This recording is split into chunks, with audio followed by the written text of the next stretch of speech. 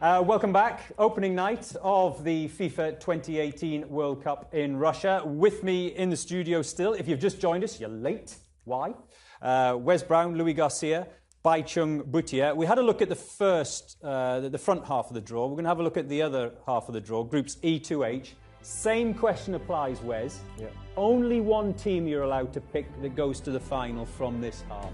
This one's tougher for me because I know it is. I've always said Belgium will do well in one tournament, so I'm going to stick with them. If you were, so you say it's tough, who else were you looking at? Brazil. So you picked Belgium over Brazil to go to the World Cup final from this half of the draw? Yes. That's a big call. Yeah, it is. Yeah. Why? I just think the team, the players they are so good, so strong, I mean, throughout the team. But Wes, they remind me a little bit of Holland of a few years ago. I agree. Great individual talents, but can't put it together as a team. That's why I'm hoping this year it does. But like I said, the big doubt is whether Vincent Kompany will be fit or not. So we'll have to see about that one. Is there defence anymore in the game after what we've seen in the Champions League? Is the art of defending gone, Wes? It's difficult now. There's so many changes, but. You know, it's still there. I mean, it's changed from my day when I first started in '98. Nowadays, it's a lot difficult to tackle. But like I said, he is a big, strong lad. And important. He is. He tells everyone where to go and he sorts it all out. Yeah. What about you, Louis? Let's have another quick look at the groups E to H. One team, Louis, just well, one. As you said, Belgium. You're going to stay with that, so it's easy for me because I will go for either Germany or Brazil. No. I'm going to say one. No. I said that I will go for one. That's not how this quiz show I'm works. going to leave for Baichung. One Germany, team. Brazil. I will go for Brazil. Brazil, yeah, because again, I think they got one of the best strikers right now in the moment. And Neymar he didn't have a great time in 2014, though. Who, Brazil? Yeah, well, but you're referring to Neymar, right? Yeah, Neymar, of course. It's going to be key in this competition. And he's another team that is building up. The midfield is so strong and he's going to leave space and he's going to work for the people up front with Coutinho, with Firmino, Gabriel Jesus. So many good players up front that can make the difference.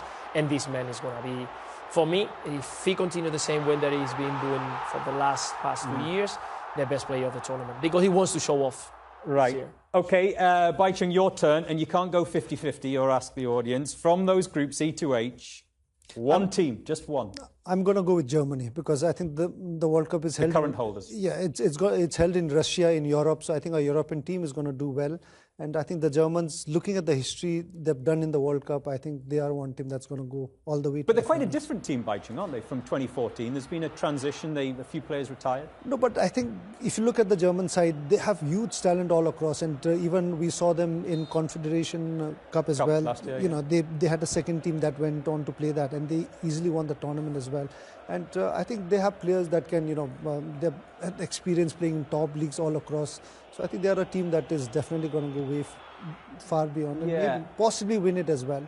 We always get a player, don't we, every tournament that pops up and just sets the tournament on fire. Wes, you and I were talking about Gaza, Paul Gascoigne in 1990. Obviously, 2014, Louis, was all about James Rodriguez.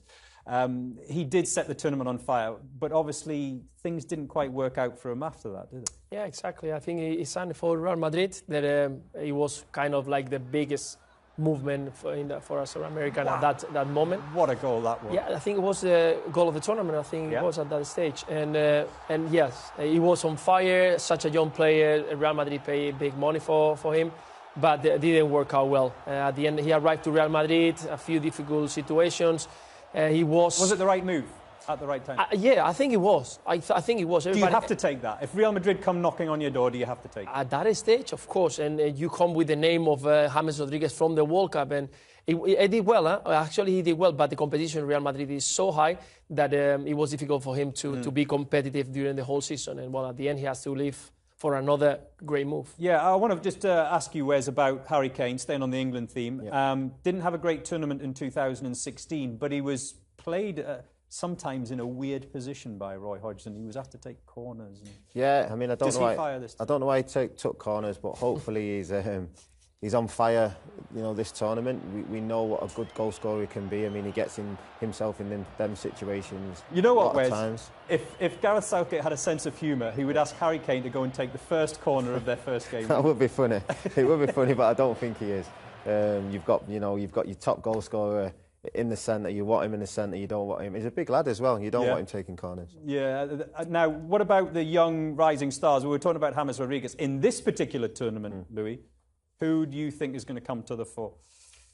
There is a few good ones, but like I said, I'm going to pick one because Only one. Only one. I liked this year Mbappe, and I want to see him what he can do. I think he's 19 years old. He's going to be exploding, so I would like to. Domestically, he's been fabulous. Fabulous, and I think it's the right moment for him to raise and to show if he can become the new Neymar, the new Messi, because he's only 19, and to be honest, the big one that he's got, the speed, the power, is unbelievable. So I'm looking forward to watching play on this World Cup. It's always a difficult transition, isn't it, Baichung, between being great in your domestic league and then going to a tournament and performing. Who, for you, can make that transition from domestic football or league football to tournament? For me, I think in this World Cup, it's going to be Kevin De Bruyne. De Bruyne. Yeah, he's had a fantastic season with Man City. I thought, apart from Mo Salah, if he had not scored so many goals, he could have been easily been the player of the year for me. So I think with the Belgian side, he's got that players in the team as well. So this season, if Belgium is going to go on to win the World Cup, I think he's going to be a major factor for the Belgian team. Yeah.